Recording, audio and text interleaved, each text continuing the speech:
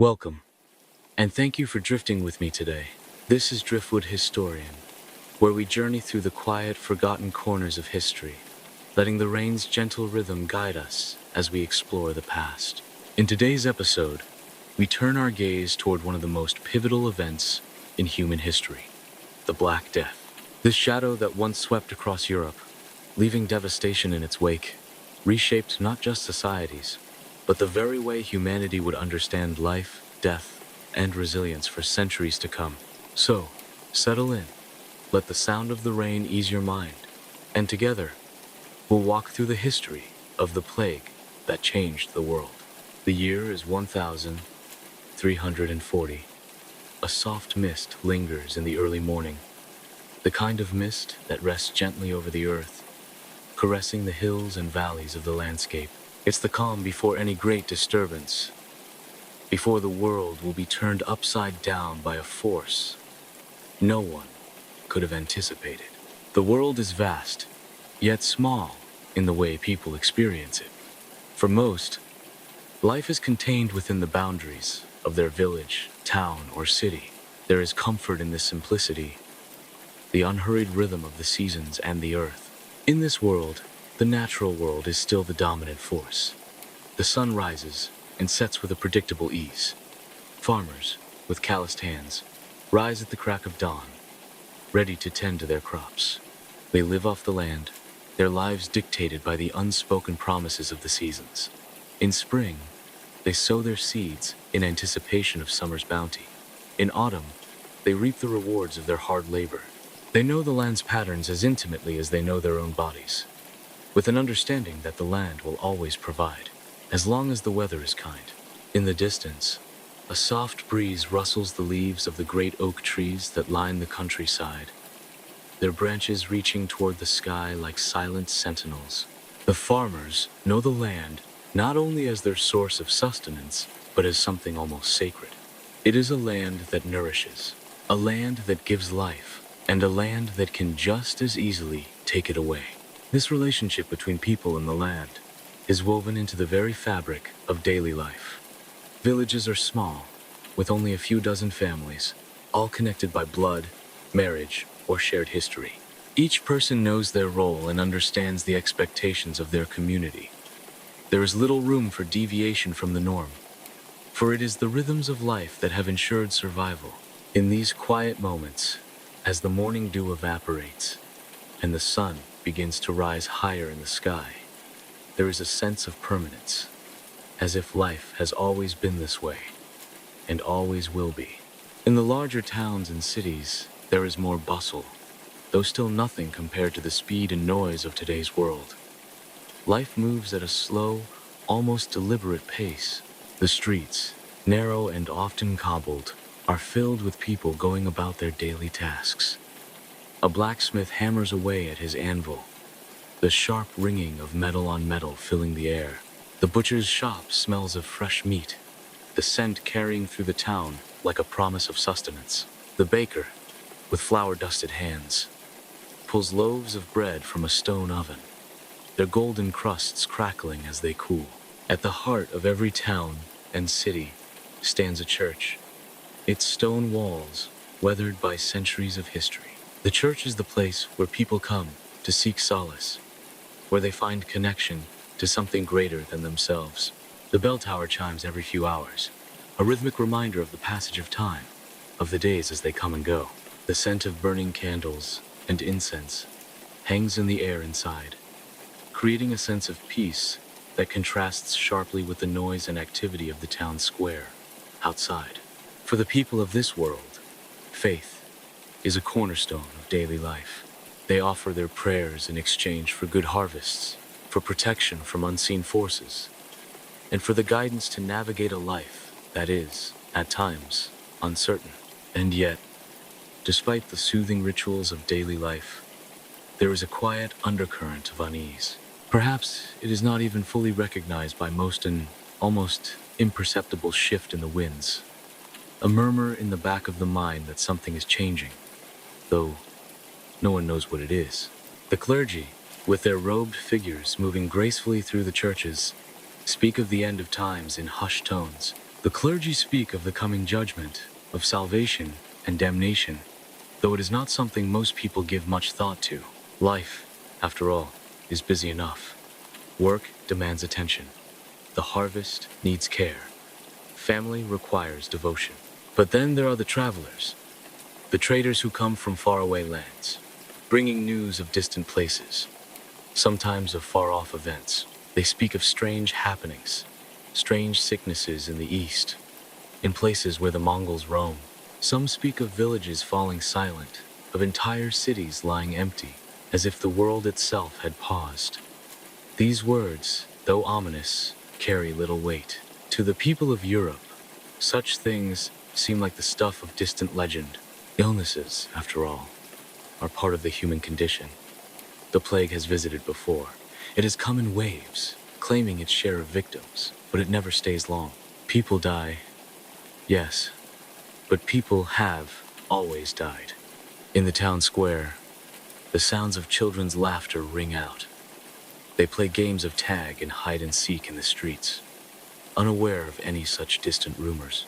The elderly sit on wooden benches, knitting or conversing in low tones, their faces a map of years lived, of a life experienced through simple joys and quiet sorrows. The farmers work their fields, the artisans craft their goods, and life continues, slow and steady, like the seasons themselves. This is a world that feels timeless, a world that feels secure in its own predictability. Days blend together into weeks, months, and years. People marry, have children, bury their loved ones, and carry on. There is no great rush, no sense of urgency. The future is always a distant thing, something that belongs to another day. But the truth is that, like the shifting clouds in the sky, life is changing. No one knows yet, but the winds of change are blowing, and soon they will sweep across Europe in a way no one can imagine. For far away, in distant lands, a disease has begun to spread. At first, it moves slowly, quietly, much like the wind. It travels with the caravans, with the merchants who move from town to town, exchanging goods and stories. These merchants are the first to carry the plague into Europe, though they do not know what they are transporting. It moves with the ships slowly, imperceptibly, until, one day, the world will wake up to find itself in the midst of a catastrophe so profound that it will change the course of history forever. But for now, in the year 1340, there is no reason to think of such things. The sky is clear, the fields are rich, the markets are full. Life continues in its gentle, unhurried rhythm, and for a moment, all is well. It is late in the year 1347. The days are growing shorter, the air turning colder, and the seasons are beginning to change once again. The world continues to hum along in its familiar rhythm, though a sense of restlessness begins to creep into the air. At first, it is barely perceptibly a whisper on the wind, the faintest disturbance in the usual order of things. The world, as it always has, continues to turn, but something is different. A subtle tension lingers, unspoken and unnoticed by most.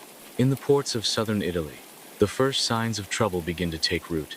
The harbor is bustling as ships arrive from distant shores, their masts silhouetted against the rising sun, carrying goods, spices, and stories from faraway lands. The ships are crowded, their sails billowing in the wind. But this time, there is something unusual in the air. The merchants who have arrived from the east bring more than just their wares. They bring something invisible, something that travels silently across the land. The disease is already here. It began its journey in the vast steppes of Central Asia, where the Mongols roamed. It moved swiftly, spreading across trade routes and military campaigns, carried by the winds of war and commerce alike. The merchants who travel from the east are unaware of the invisible force they carry. They are unaware of the rats on their ships, the fleas that have found refuge in the dark corners of the holds, feeding on the blood of the rodents. They are unaware of the dark shadow that now hovers over them, a shadow that will soon fall upon Europe. At first, the symptoms seem like a distant and minor concern. A few men fall ill. At first, they seem only weak, tired. There are murmurs in the port, whispers of a sickness that has come from across the sea, but it is not yet something to be feared. People speak of it in the same way one might speak of any passing illness, distant and perhaps inevitable, but not something that will reach them. The disease takes its time to show its full strength. It lingers at the edges of the ports, quiet but present. No one knows exactly what it is yet, or how to stop it. The air is filled with the sounds of everyday life, the low murmur of conversation, the clink of coins, the cries of vendors selling their goods, the distant splash of oars in the water. There is a calm in the port as merchants haggle over the price of silk and spices, unaware that the same hands that barter for these goods have already unknowingly passed along the invisible plague. But then, the first signs of illness become more pronounced. It begins with a fever high and unrelenting, a heat that seems to overtake the body with little warning. The afflicted person feels hot, dizzy, their limbs heavy and aching, and then come the lumps swollen and painful. These are the first unmistakable symptoms, appearing in the groin, the armpits, and the neck. These boils, known as buboes, are dark in color, ranging from deep purple to black. They grow rapidly, causing excruciating pain, and soon, the body is covered with them. These symptoms appear quickly, and the afflicted grow sicker faster than anyone can comprehend. The sailors, the traders, the travelers, those who have come from distant lands begin to fall ill, one after the other. The sickness spreads like a shadow, silently sweeping through the port. There is no understanding yet of how it spreads, only that it does. It spreads from person to person, carried in breath, in touch, in the very air. Some of those who fall ill never rise again. The disease moves quickly through the body, attacking with merciless speed. Within days, the afflicted are either dead or too ill to rise from their beds. And yet, it continues. In the crowded streets of the port towns, in the narrow alleys and busy marketplaces, people begin to feel the first stirrings of fear. It is an unfamiliar fear, one that cannot be placed or understood.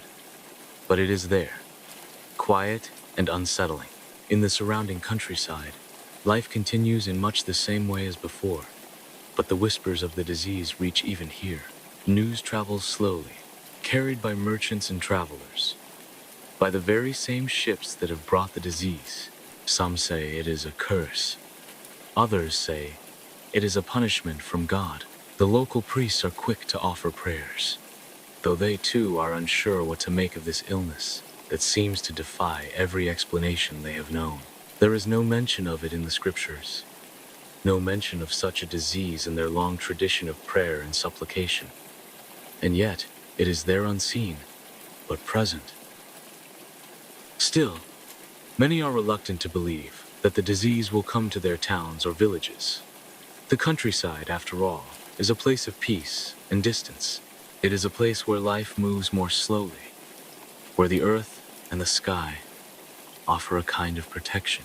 There is an unspoken belief that the plague belongs to the crowded cities, to the ships, to the traders who wander in from foreign lands.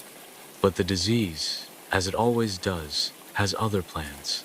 It does not care for boundaries, and it does not care for the distance between the port cities and the peaceful villages.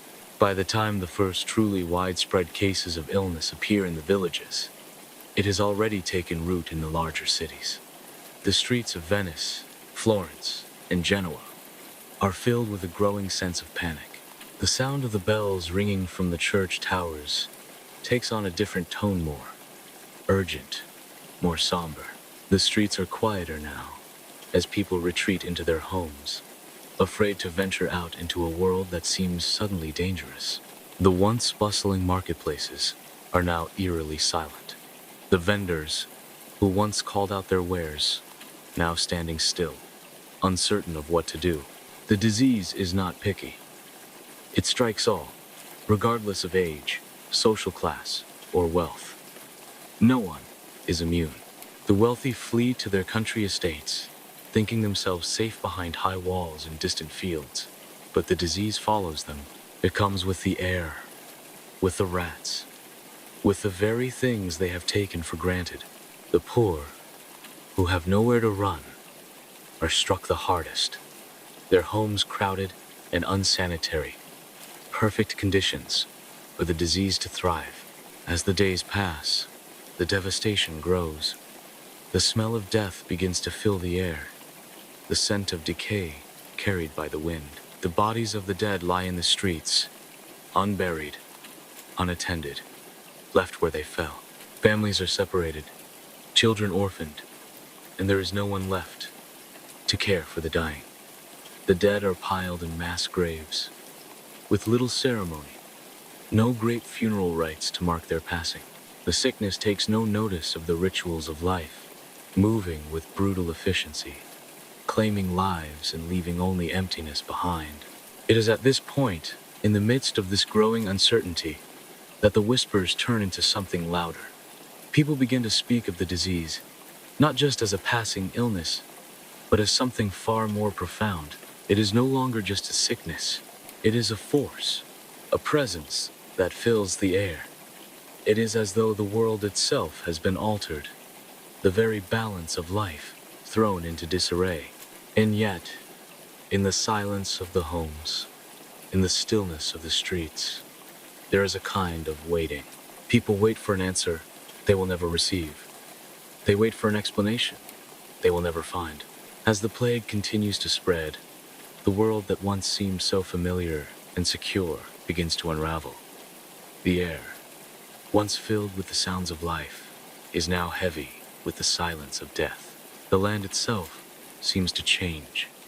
The crops that were once plentiful wither in the fields, untouched by the hands that once tended them.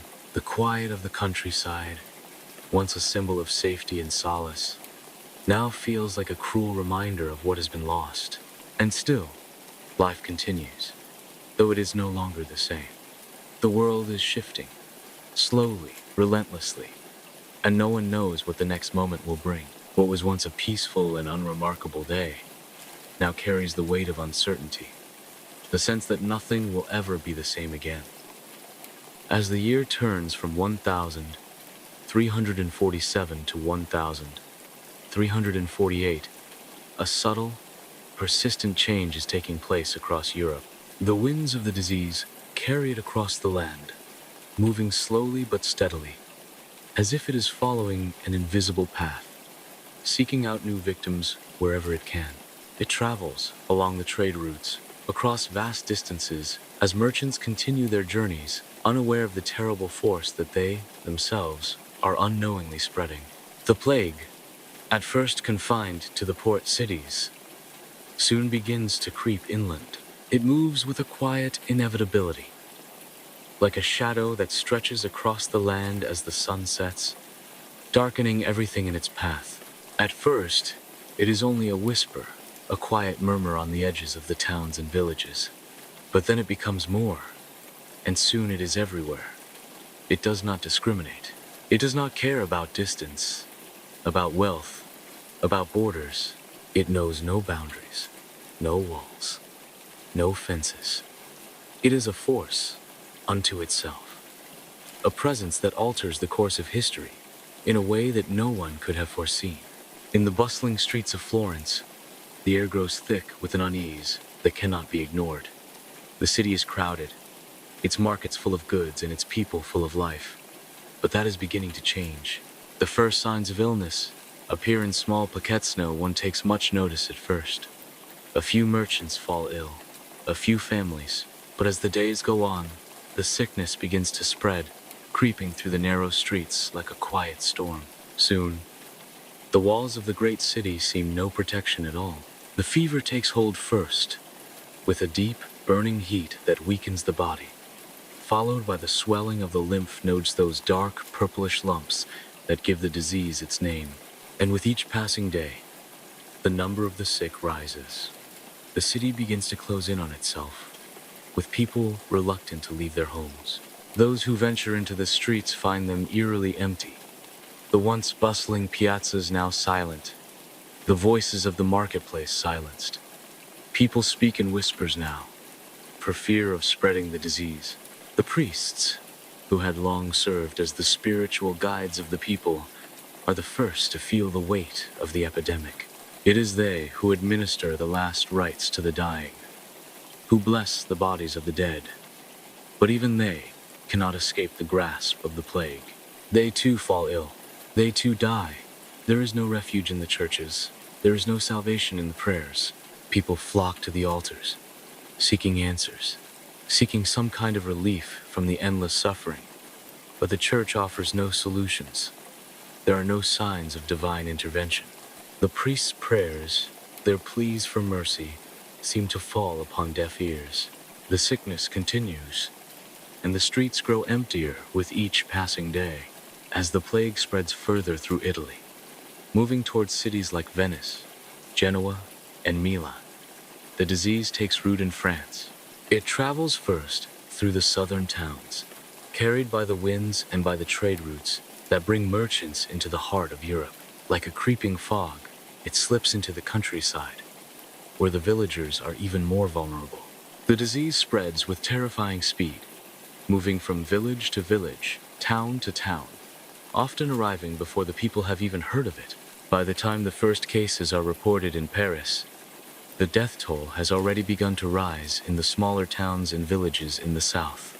It is a quiet, steady rise, a number that seems unremarkable at first, but one that grows and grows until it becomes impossible to ignore.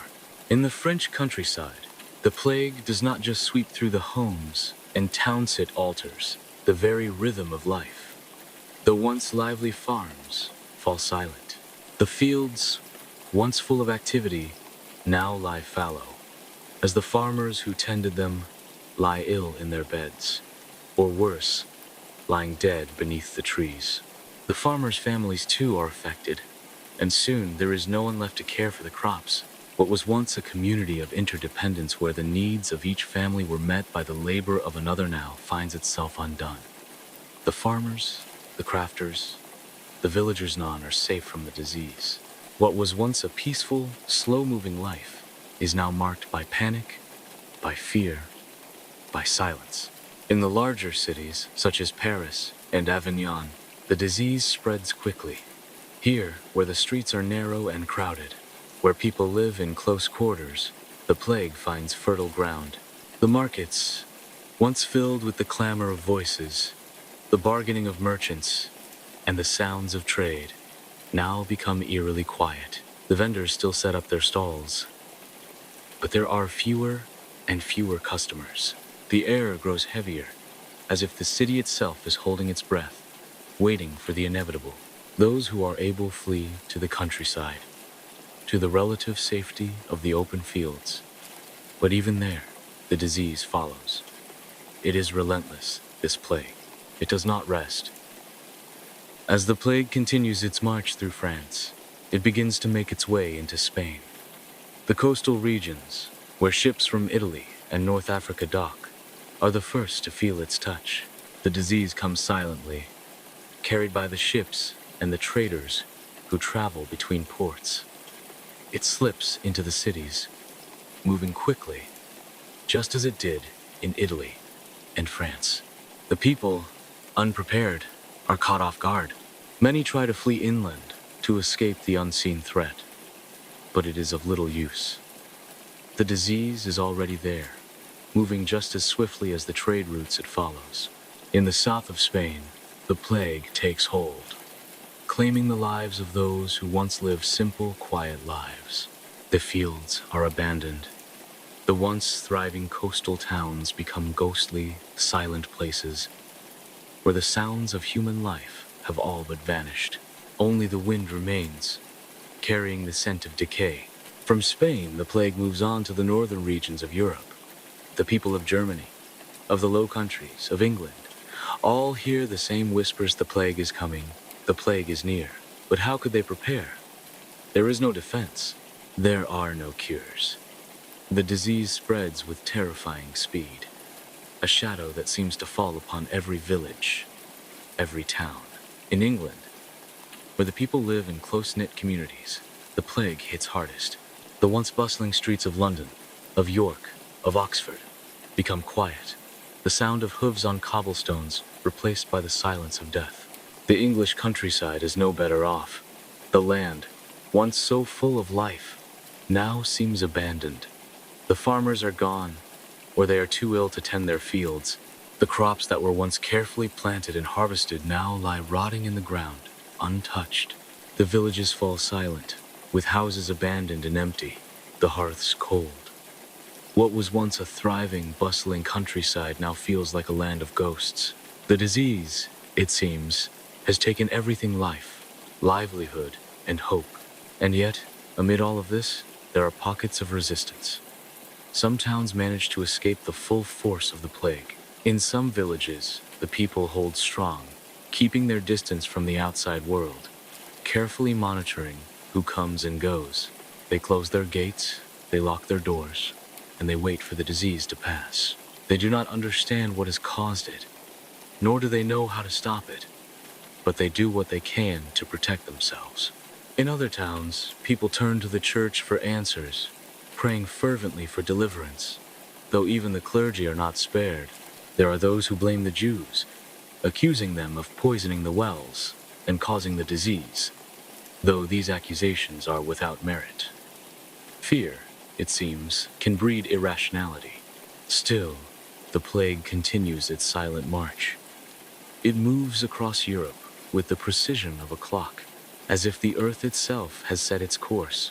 Town after town falls to its grasp, and no matter how far one runs, it is always there, waiting. Those who survive are left with only the memory of what was lost. The lives, the communities, the sense of normalcy that once defined their existence. But in the wake of the plague, there will be change, an inevitable shift in the social, political, and cultural fabric of Europe. The death toll climbs, steadily and without pause. No one is spared.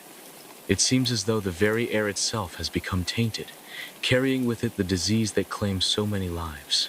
What was once a world of certainty where seasons changed, where crops were planted and harvested, where life followed its unbroken rhythms, now a world that feels unfamiliar. It is a world of silence, of waiting, of fear. The land itself feels as though it has been altered, its contours shaped by the plague's touch. The cities and villages that were once thriving now lie in ruin, and there is no telling how long it will take before the world can begin to heal. As the plague moves through Europe, sweeping across the land with relentless efficiency, the social fabric of society begins to unravel. What was once an orderly world, built on age-old customs and traditions, starts to feel fragile and uncertain. The usual rhythms of life, those familiar cycles of birth, growth, harvest, and rest are disrupted, and the world that once seemed so familiar now feels strange and out of balance. In the cities, the streets grow quieter. The usual sounds of commerce, the clink of coins, the chatter of vendors, the haggling over goods begin to fade. The marketplaces, once vibrant with life, now sit eerily silent. The loss of life is staggering, and with it comes the collapse of the economic system that had sustained these cities for centuries. As merchants, tradesmen, and craftsmen fall ill or die, the ability to produce goods falters. The trade routes that had once been the lifeblood of European economies now lie dormant, their ships abandoned at dockside, their cargoes left untended. The roads, which once bustled with travelers, now sit empty, save for the occasional desperate refugee seeking escape from the disease. The plague has disrupted the delicate balance of supply and demand that had kept the economy functioning. With so many dead, there is a shortage of workers, a shortage of people to till the fields, to weave the cloth, to craft the tools, to bake the bread. Farms fall into disrepair, crops left unharvested, fields left fallow. The countryside, once full of life, becomes a place of death. The villagers too are not spared. Many fall ill, and the ones who remain must now face the challenge of feeding themselves without the help of those who have passed. The fields lie untended, the sheep and cattle roam wild, and the land that once provided for so many now stands desolate. The shortage of workers leads to rising wages for those who remain. The laborers, the ones who have survived, find themselves in demand. But even as wages rise, the cost of living skyrockets. The price of bread, of cloth, of basic necessities soars, making it more difficult for the surviving population to sustain themselves. The middle class, those who had once lived comfortably, find themselves suddenly precarious, struggling to survive in a world where nothing is guaranteed. In the towns and cities, the wealthy attempt to protect themselves. They retreat to their country estates, hoping that the disease will not follow them there. They barricade themselves behind high walls, surrounded by gardens and forests, away from the crowded cities and villages. But even here, in their isolated sanctuaries, the plague often finds them. It is a cruel irony that wealth and privilege offer no protection. The same disease that claims the lives of the poor does not spare the rich. The nobles, too, fall victim to the plague, and many of the great families that once held power find their estates empty, their wealth gone, their influence diminished. For those who survive, the loss is overwhelming. The death toll is staggering, and entire families are wiped out. The grieving process becomes something foreign, something unrecognizable. In many places, there are no priests to conduct the final rites. There are no funerals to mark the passing of loved ones. The dead are often buried in mass graves, with little ceremony, as the sheer number of those who die renders individual burials impossible. The bodies pile up, and there is no time for mourning, no time to process the grief that settles in the hearts of the survivors. The world has become a place where death is no longer a distant inevitability, but an ever-present reality. In the countryside, the situation is equally dire. The small villages that once thrived on agriculture are decimated by the plague. The elderly, the young, the sick known are spared. The survivors, left with the responsibility of rebuilding, find themselves struggling with the overwhelming sense of loss. The fields that once fed them lie untended, the homes once filled with laughter and conversation now silent, the hearths cold and empty. In many places, the survivors simply flee, seeking a place that has not been touched by the plague, only to find that it has spread there too. There is nowhere to run, nowhere to hide. The world has become a place of isolation, of desolation, where communities no longer function as they once did. In the wake of the plague, the social structure itself begins to shift. The feudal system, which had defined Europe for centuries, starts to crumble.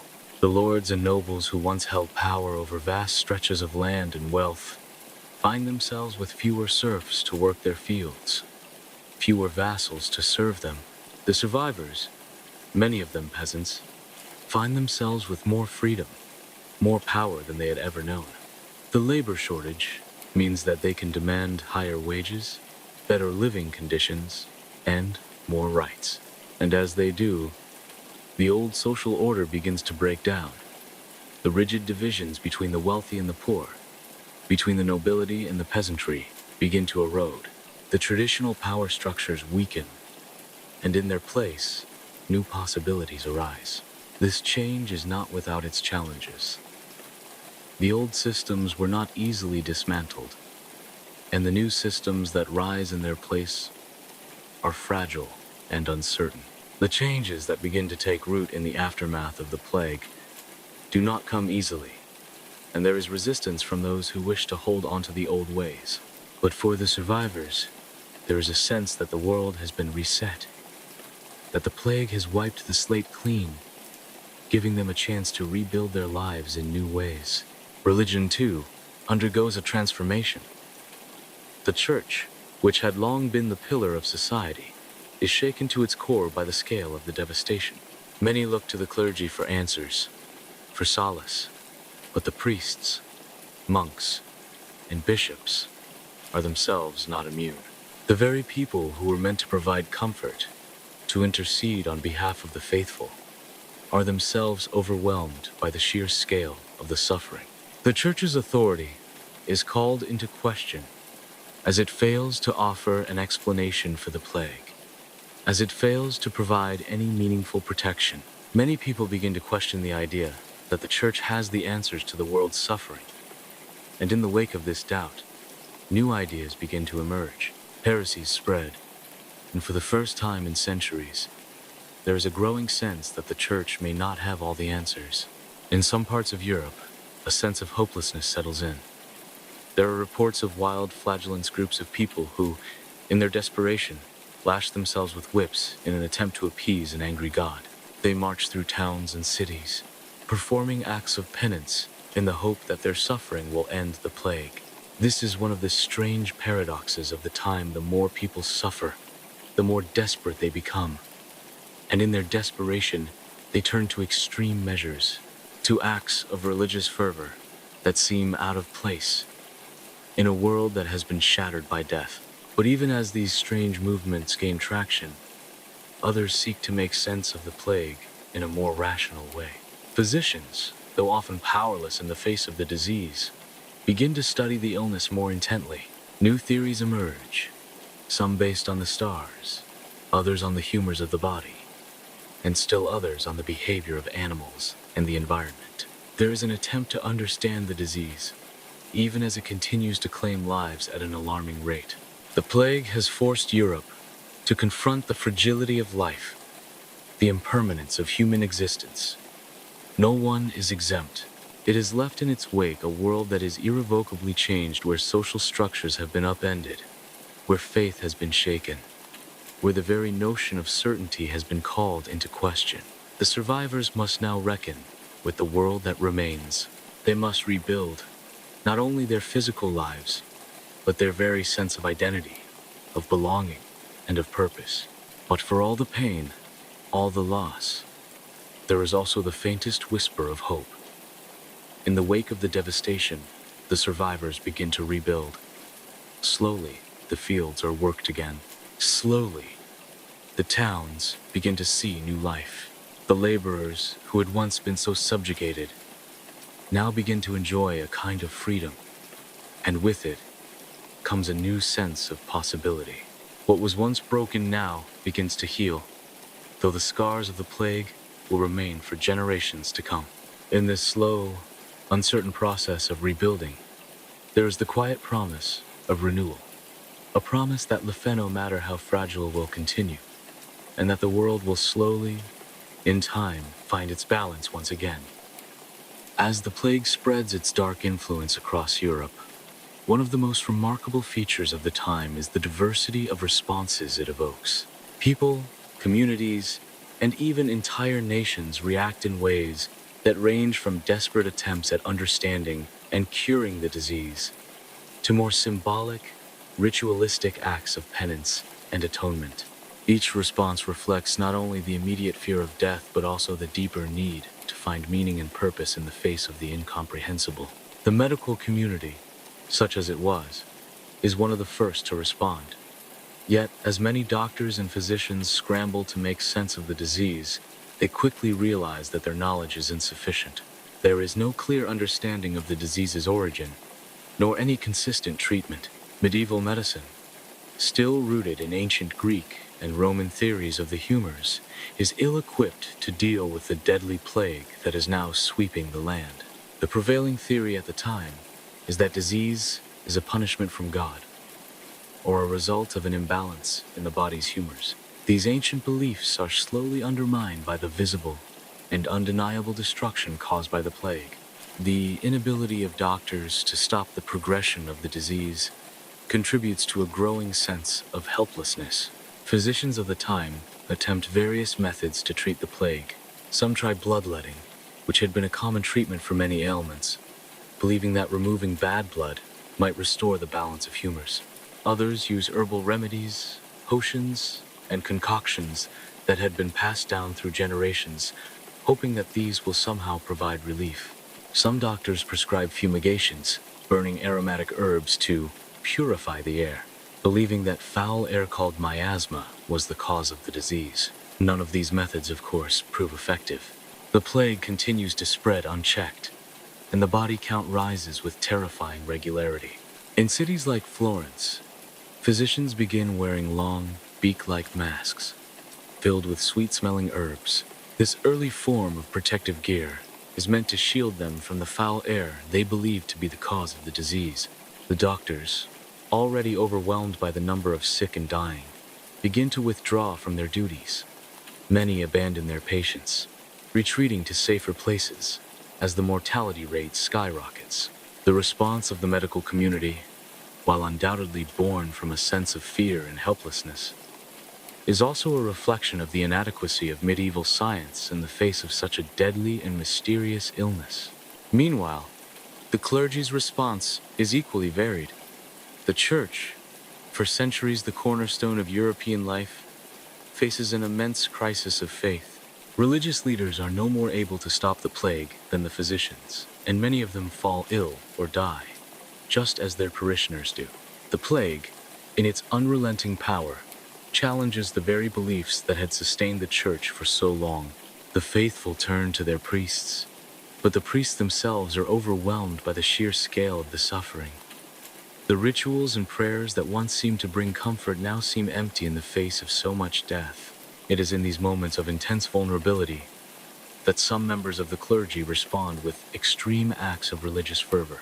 Flagellants, groups of people who believed that the plague was a punishment for sin, begin to appear in various parts of Europe. These groups of men and women march through towns and cities, publicly whipping themselves in penance for the sins they believe have brought about God's wrath. The flagellants' processions are often accompanied by chants and prayers, as they attempt to appease the divine and end the plague.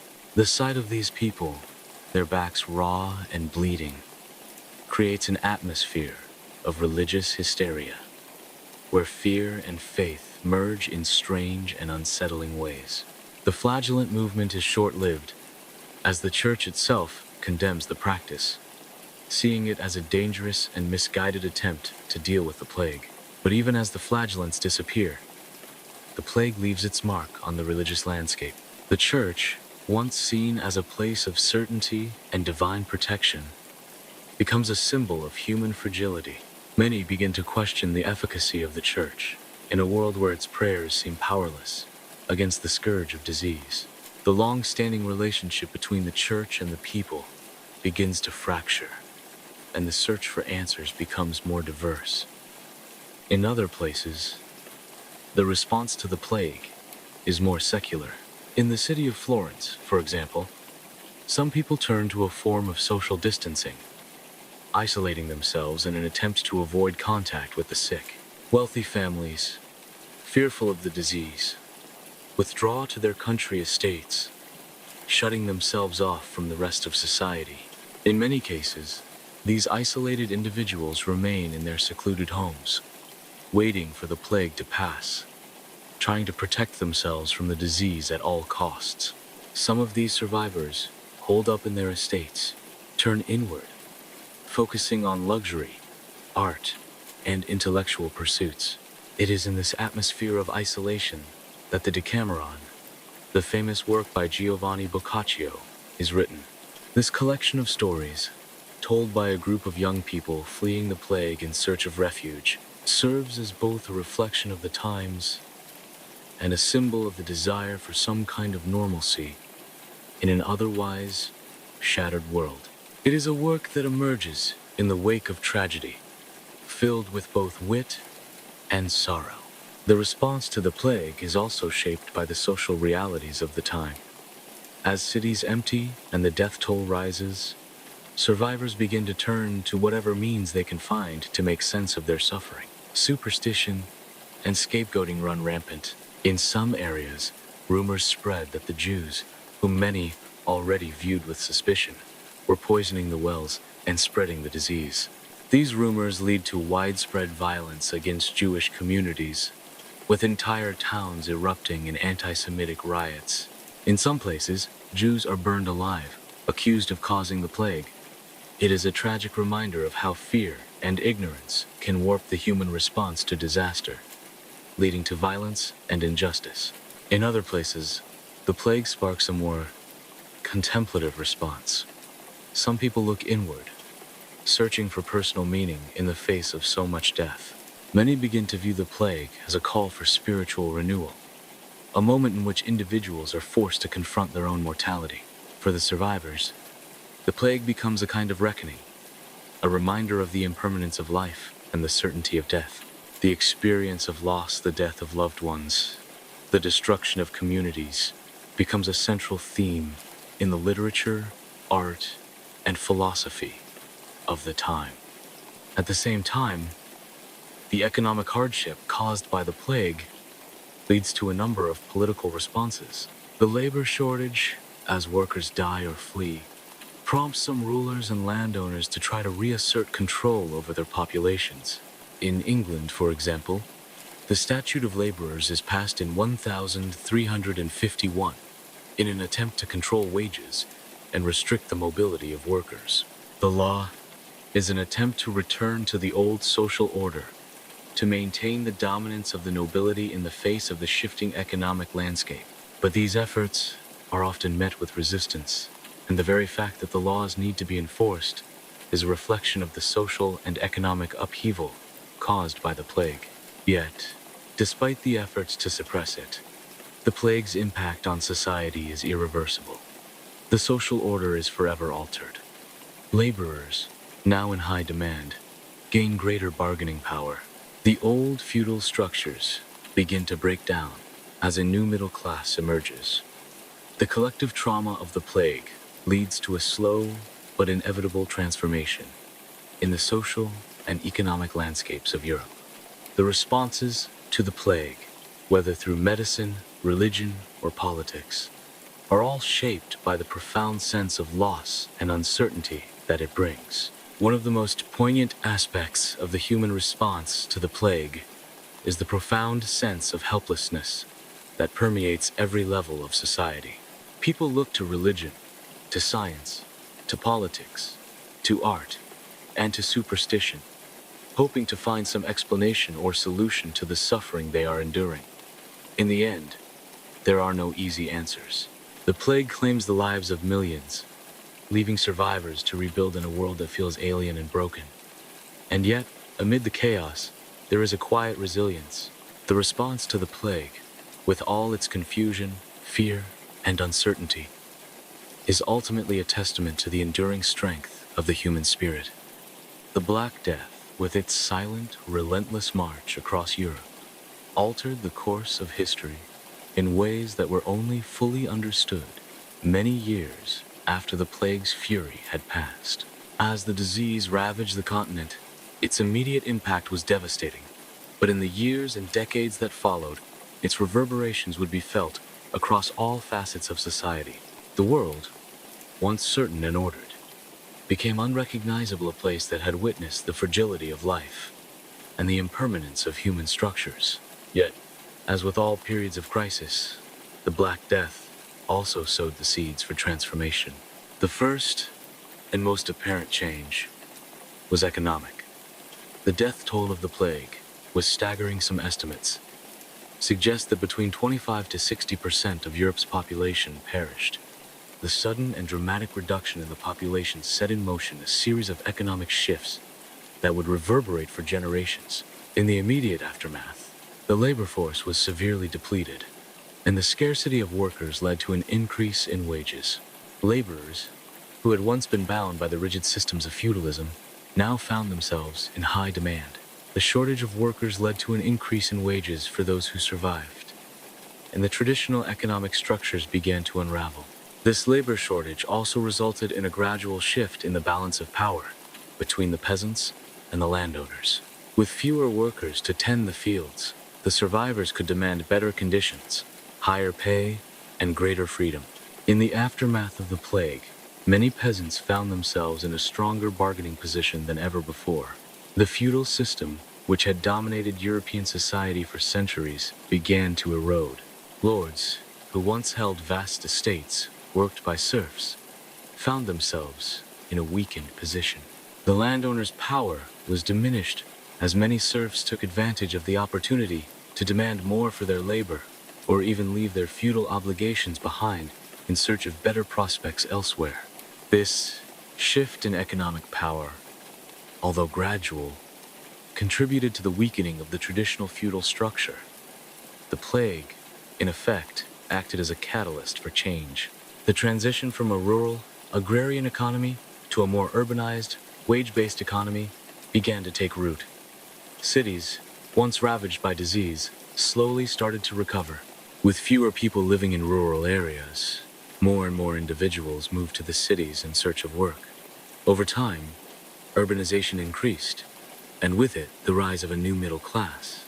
This urban middle class, composed of merchants, tradesmen, and artisans, began to challenge the long-standing dominance of the landed aristocracy. The shift from feudalism to a more market-driven economy also had a profound effect on the development of capitalism. As the labor market became more flexible and people gained the ability to demand wages based on their skills and labor, a new economic system began to take shape. This shift would, in time, lead to the development of capitalism as we know it today, a system where labor, capital, and goods could be exchanged freely in a marketplace, driven by supply and demand. The transformation was not immediate, and it took centuries for capitalism to fully develop. But the roots of this system were undeniably planted in the aftermath of the Black Death. On a cultural level, the Black Death prompted a reevaluation of human life and death, and the place of humanity in the grand design of the universe. In the immediate aftermath of the plague, Europe found itself in a state of collective grief. The staggering loss of life left communities shattered and grieving. For many, the plague became a symbol of the fragility of human existence. The death toll was so high, and the disease so mysterious, that the concept of divine punishment became deeply embedded in the collective psyche. Many believed the plague was a punishment from God, a reckoning for the sins of humanity. As the years passed, and the physical devastation of the plague slowly faded, these religious notions began to evolve. The authority of the Catholic Church, which had once been absolute, began to erode. The Church had not been able to prevent the plague, and it was increasingly seen as powerless in the face of such immense suffering. In the wake of this crisis of faith, people began to look beyond the Church for answers. New ideas about religion, the afterlife, and the human condition began to emerge. One of the most significant cultural shifts of this period was the rise of humanism movement that placed a new emphasis on human experience, reason, and individual potential. Although humanism was initially rooted in the classical ideas of ancient Greece and Rome, it took on a distinctly modern character in the aftermath of the plague. The focus shifted away from a religious view of the world that centered on divine will and eternal salvation, and toward a more secular understanding of life that emphasized the value of the individual and the importance of human achievement in the here and now. The seeds of the Renaissance, which would fully blossom in the following centuries, were planted in the wake of the Black Death. Art, literature, and philosophy began to shift from the religious themes that had dominated medieval life to a celebration of human creativity, emotion, and intellect. Artists and writers began to explore the complexities of the human experience, depicting subjects such as love, beauty, and the individual's place in the world. Figures like Dante, Petrarch, and Boccaccio, who had witnessed the profound suffering of their times, turned their attention to human life in all its forms, creating works that explored the full spectrum of human emotions and experiences. In addition to the cultural changes, the Black Death also led to significant shifts in religious thought. As the authority of the Catholic Church began to weaken, there was a growing sense that the institution had failed to provide the answers people sought. The Church's inability to prevent or cure the plague left many questioning its role in guiding the lives of the faithful. In some parts of Europe, this led to the rise of popular religious movements that rejected the Church's authority and focused on more personal, mystical forms of spirituality. At the same time, the plague sparked an increased interest in the pursuit of knowledge. The survivors, many of whom had lived through unimaginable hardship, began to turn to science and philosophy in an effort to better understand the world around them. The age of exploration, which was to begin in the coming centuries, was in part driven by this desire to understand the world more fully. Voyages of discovery, which had previously been undertaken for purely commercial reasons, began to take on a more intellectual and exploratory character. The quest for knowledge, which had been stifled by religious orthodoxy in the medieval period, began to thrive once again. The plague also had a profound impact on the structure of family life. With so many families torn apart by the loss of parents, siblings, and children, the traditional family unit was forever altered. Survivors often found themselves alone or in drastically altered circumstances. The emotional and psychological toll of this upheaval was immense. In many cases, the social bonds that had once held communities together were frayed, leaving individuals to face the future alone. This sense of isolation contributed to the rise of new social and political structures in the coming centuries, as people began to seek new forms of community and connection. The plague's long-term effects were not confined to Europe. The spread of the disease had far-reaching consequences for the rest of the world. In the wake of the Black Death, the global trade networks that had connected the East and West were significantly disrupted. This, in turn, led to shifts in global power dynamics. The powerful cities of the Italian city-states, such as Venice and Florence, which had long been centers of trade and commerce, found themselves weakened by the plague. The Ottoman Empire, which had been expanding rapidly, found its territories affected by the disease as well, but its economic and military power remained strong enough to adapt and thrive in the changing world. The Mongol Empire, once a vast and powerful force across Asia and Europe, also felt the effects of the plague. The Black Death helped to hasten the decline of Mongol rule, as it disrupted their trade routes and military power. The plague's impact on the Mongols, along with the shifting dynamics of global power, marked the end of an era in world history.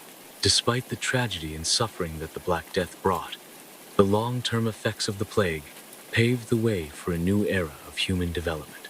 The changes in economic structure, social order, religious thought, and cultural expression all played their part in shaping the future. In the centuries that followed, Europe would gradually rebuild, but it would never return to the world that existed before the plague. The Black Death, though terrible, was a transformative event that set in motion a series of changes that would reshape the course of history. The survivors, with the memories of the devastation still fresh, looked to the future with a renewed sense of both hope and caution. They understood, perhaps more than ever before, that life is fragile, that the world is unpredictable, and that the forces of nature are beyond human control. But they also understood that humanity, in its resilience and creativity, had the capacity to rebuild, to adapt, and to create something new from the ashes of the old. The Black Death, that great shadow which descended upon Europe in the mid-14th century, left behind not only a devastated population, but also a world irrevocably changed. Its immediate impact was devastating. Villages emptied, cities crumbled, and families were torn apart. Yet, as time passed, the legacy of the plague began to reveal itself, both in the ways that societies rebuilt and adapted, and in the ways it continued to shape the course of history. The centuries that followed the Black Death saw dramatic shifts in European society, from economic restructuring and the weakening of feudalism to the rise of a new class of laborers and urban professionals. The effects of the plague continued to echo through the ages, yet its legacy was not merely a matter of numbers or power dynamics. The Black Death, in its devastating force, left deep psychological and cultural scars on the survivors. It reshaped the very way people thought about life, death, and the nature of existence. As the world slowly recovered from the immediate devastation, the plague came to symbolize not only the fragility of human life, but also the resilience of the human spirit. The Black Death's influence on the collective psyche of Europe was profound. For those who survived, The plague was not merely an event in their lifetime, it became a central element of their identity, something that shaped how they saw the world and their place within it. The very notion of mortality was changed. To live through such an ordeal meant confronting death on an unimaginable scale, and it caused people to reevaluate what it meant to be alive. In the immediate aftermath, many survivors struggled to come to terms with their experiences. The loss of entire families, entire villages, and entire communities created a collective trauma that left a deep emotional scar. Survivors often found themselves grappling with feelings of guilt and helplessness, knowing that they had been spared while so many others had perished. Grief became a pervasive undercurrent in society, influencing every aspect of daily life. It was a grief that could not easily be healed, for it was rooted in the very essence of human vulnerability. This shift in the perception of life and death was reflected in art, literature, and philosophy. Artists, in particular, began to depict death with greater realism, no longer idealizing it as a peaceful transition, but presenting it as a terrifying and inevitable force. The danse macabre, or dance of death, a motif that emerged in the late 14th century, became one of the most enduring symbols of the period. These macabre illustrations, often showing death personified as a skeleton or figure, depicted individuals from all walks of life: kings, peasants, priests, and children being led away by death, a reminder of the inescapable nature of mortality. In literature, too, death became a central theme. Writers like Giovanni Boccaccio, who lived through the plague in Italy, captured the disarray and suffering of the time in works like the Decameron.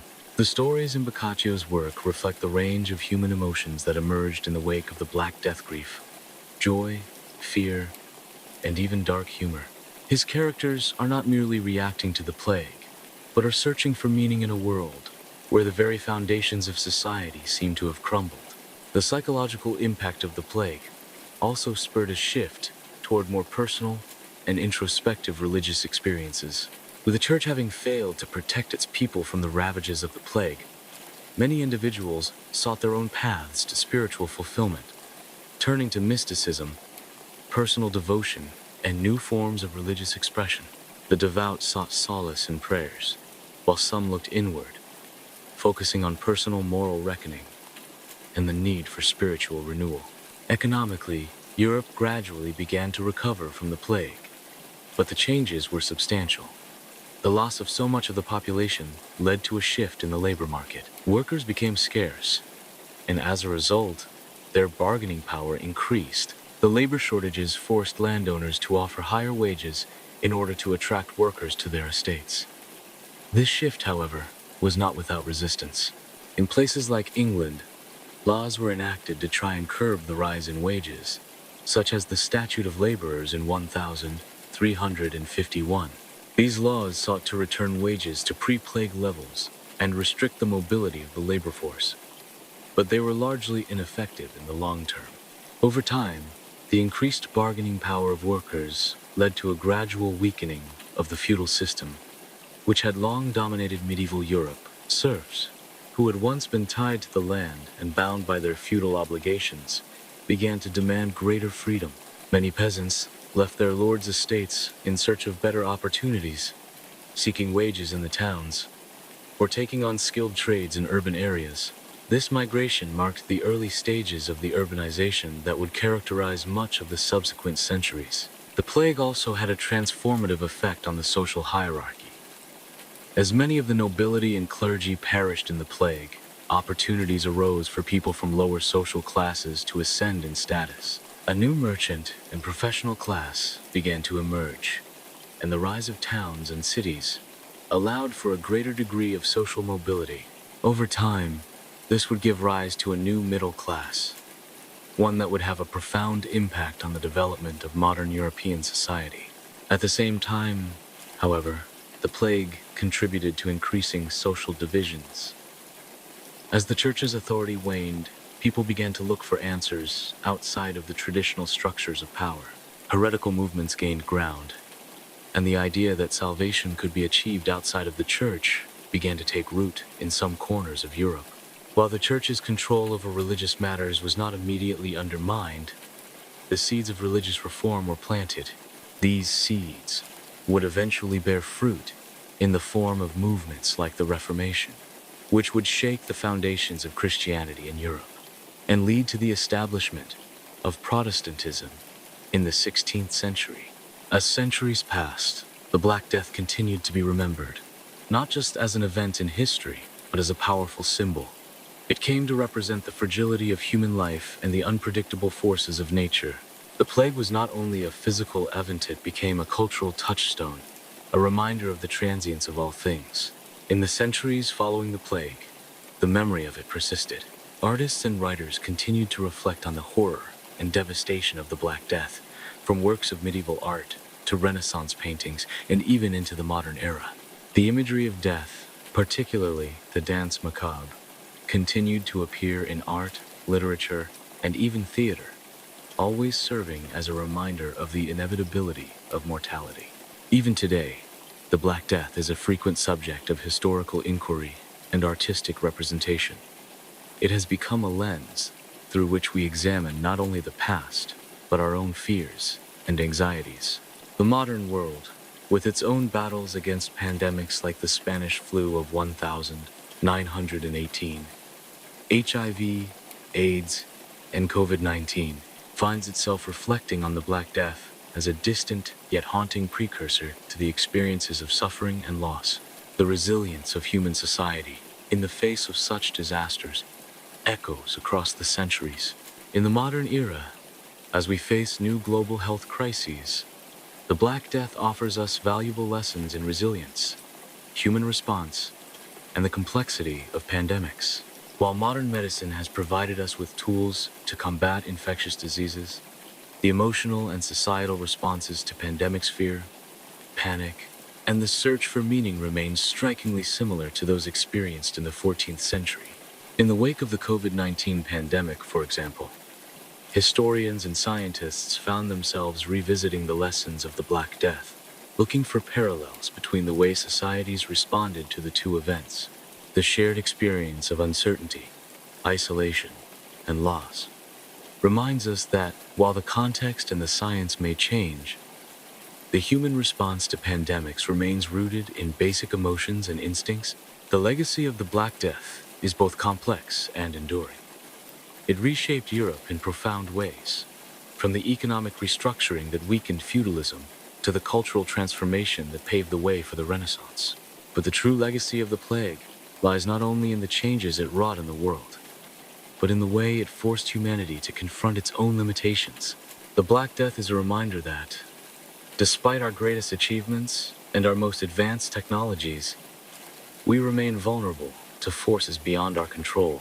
Yet, for all the devastation it caused, the Black Death also sparked a period of renewal.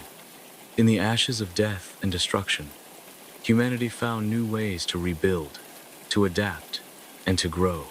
The survivors of the plague, marked forever by their experience, would go on to lay the foundations of the modern world. The Black Death's legacy is thus not just one of tragedy, but also of resiliency, a testament to the strength of the human spirit, capable of enduring even the darkest of times. The Black Death, with its unrelenting grip and tragic toll, has long since passed, yet its echoes reverberate through history, culture, and our collective consciousness. As we trace the threads of this dark chapter in our past, we come to understand that its legacy is not confined to the 14th century alone. Rather, the Black Death is an eternal reminder of the fragility of life and the resilience of human beings in the face of unimaginable adversity. History, like the relentless march of time itself, does not have a clear-cut beginning or end. Events of great significance, such as the Black Death, do not simply disappear. They persist, often in ways we do not immediately see or understand. The disease may have receded from the bodies of Europe, but its impact is still woven into the fabric of our modern world. As we reflect upon the plague, it is not just the immediate effects that stand out: the crushing death toll, the economic shifts, or the social upheaval, but rather the transformation it brought to humanity's worldview. Before the Black Death, life was seen through a lens of religious certainty, where divine order seemed to govern the world. Afterward, that certainty was fractured. The Church, once an unassailable authority, had failed to prevent the suffering of millions. The face of God seemed distant, if not absent, in the midst of such profound grief.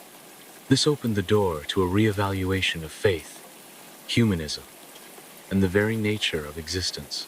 In this sense, the Black Death was not merely an event, but a turning point in the development of European society. It gave rise to the Renaissance and the Reformation, movements that reshaped art, science, religion, and philosophy. It brought about a new understanding of life, death, and the role of human agency in shaping the future. As such, the Black Death is inseparable from the story of the modern world, an event that acted as both a harbinger of tragedy and a catalyst for change. In the centuries that followed, historians, poets, and artists would continue to return to the image of the Black Death, weaving it into the tapestry of human experience. Its presence in literature, art, and even modern scholarship serves as a reminder of the vulnerability and strength of humanity, of how individuals and communities can endure and rebuild after unimaginable loss. While the Black Death was an event of devastation, it is also a testament to human resilience. Out of the ashes of death and destruction, Europe began to heal, rebuild, and eventually thrive. What could have marked the end of civilization instead became the start of something new. New ideas, new systems, new ways of understanding our place in the world. The very process of surviving, of enduring the storm, laid the groundwork for the advancements that would follow.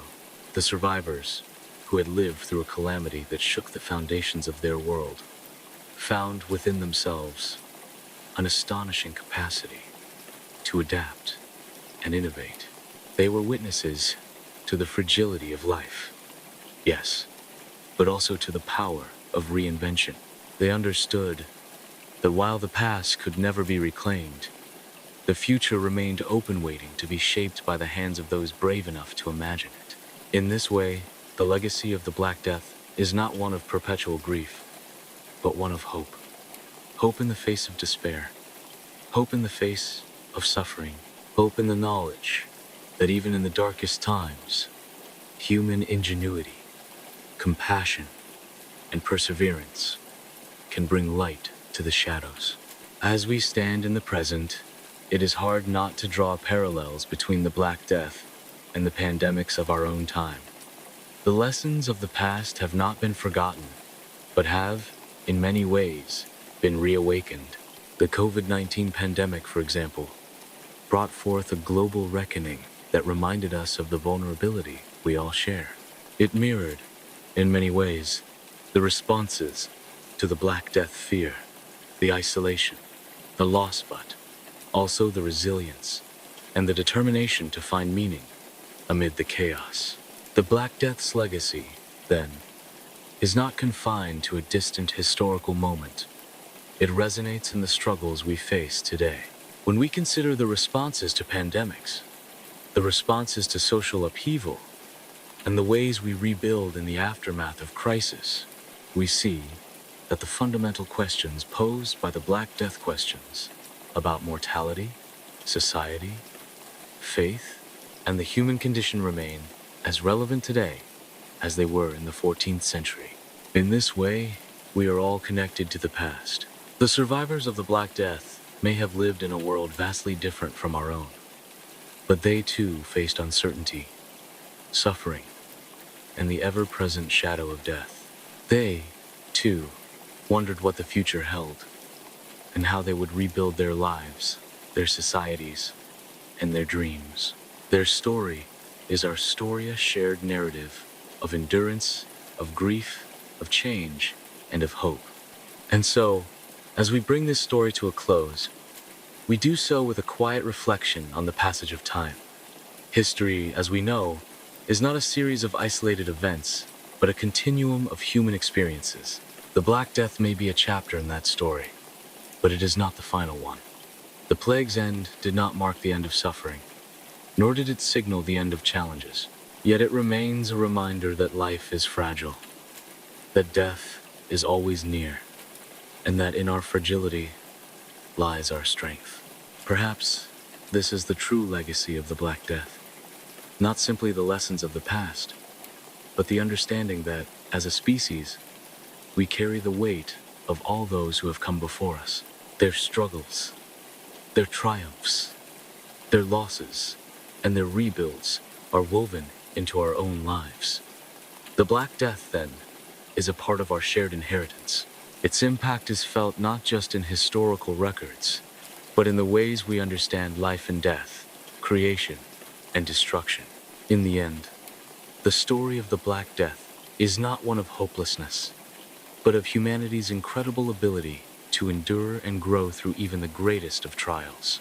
As we face our own challenges in the present and future, let us remember the resilience of those who lived through this dark chapter in history. Let us draw strength from the knowledge that, in the face of unimaginable hardship, life persists, so do we. Thank you for joining me today on this journey through history. The Black Death, with all its sorrow and transformation, is a story that reminds us of both the fragility and the resilience of life. If you found peace in these reflections and would like to continue drifting through history with me, please consider subscribing to Driftwood Historian. Your presence here means the world, and I am grateful for every step we take together on this quiet path of discovery. Until next time, let the rain carry your thoughts and dreams, and remember, history is never as far away as it may seem.